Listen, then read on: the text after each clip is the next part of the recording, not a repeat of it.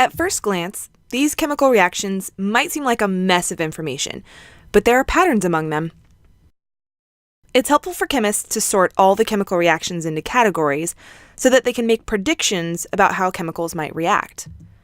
There are 5 main types of chemical reactions: combination, which is also known as synthesis, single replacement or single displacement, double replacement or double displacement, decomposition, and combustion.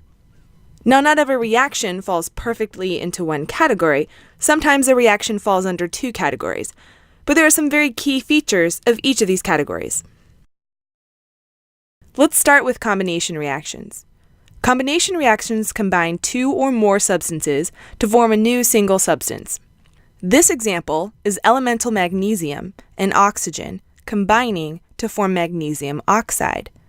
The 2 elements combined and formed one ionic compound. Even though it made 2 units of magnesium oxide, they're the same substance. So here we have the balanced chemical equation, a particulate drawing of that same reaction, and now here's a general equation for combination reactions. A plus B yields substance AB. The reverse version of this kind of reaction is called decomposition. In this reaction, things fall apart instead of coming together. A single substance breaks down into 2 or more simpler products. Here's an example of hydrogen peroxide breaking down into water and oxygen. Usually, decomposition reactions need heat or fire or electricity to get started. This reaction can happen quickly with a catalyst like yeast or manganese dioxide.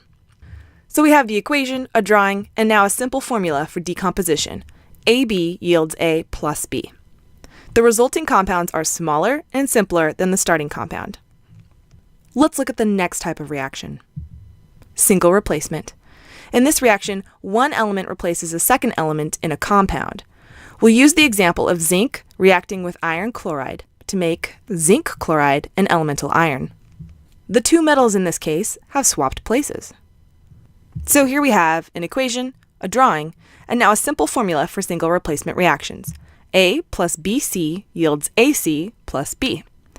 But not all single replacement scenarios actually work. In order to see if the swap will occur, we need to reference a chart, the activity series of metals. The more active metals are toward the top, and metals decrease in their activity as you move to the bottom. In the previous reaction, zinc was the individual element, and it was higher than iron on the activity series. So this reaction occurred. But if we tried to react elemental iron with zinc chloride, nothing would happen, because iron has a lower activity than zinc. Now let's look at the next type of reaction. Double replacement. This reaction is similar to single replacement, except we're starting with 2 compounds. The reaction has an exchange of positive ions between 2 compounds.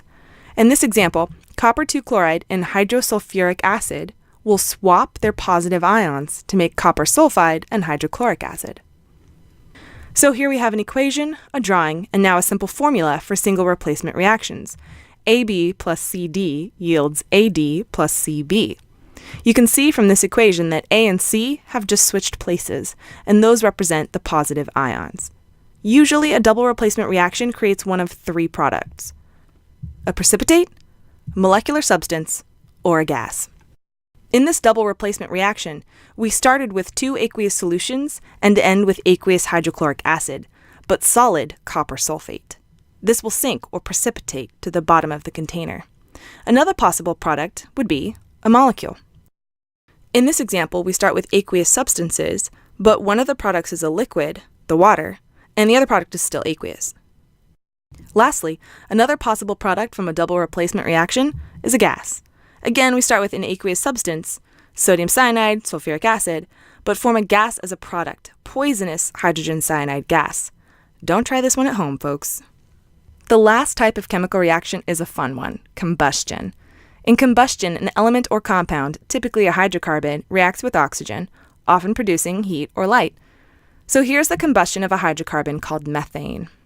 The combustion with a hydrocarbon will always make water and carbon dioxide as products. This makes predicting the products really easy in this case. So here we have an equation, a drawing, and now a formula for the combustion of a hydrocarbon. Don't be intimidated. The x and y variables here provide a shortcut for balancing the equation as well. But not all combination reactions happen with hydrocarbons.